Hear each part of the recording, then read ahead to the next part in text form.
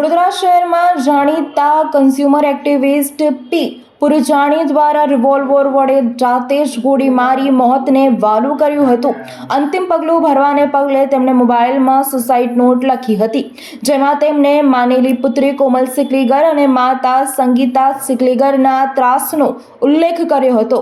આ ઘટનાના 4 દિવસ બાદ પરિવાર દ્વારા ફરિયાદ નોંધાવવાની તજવીજ હાથ ધરવામાં આવી હતી. તો બીજી તરફ અંતિમ ચિઠ્ઠીમાં તેમના ત્રાસ, માર, દબાણ કરવા માટેનો ઉલ્લેખ કર્યો છે. તેવા માતા અને પુત્રીને પાણીગેટ પોલીસ સૌરાષ્ટ્રથી પકડી લાવી છે. બંને ભાવનગરના ધાર્મિક સ્થાન પાસે છુપાયા હતા.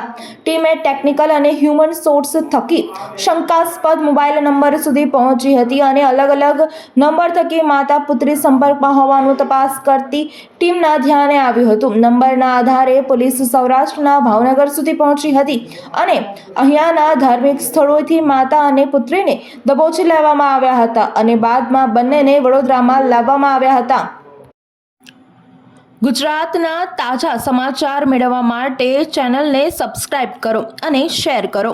ન્યૂઝ અને જાહેરાત આપવા માટે સંપર્ક કરો.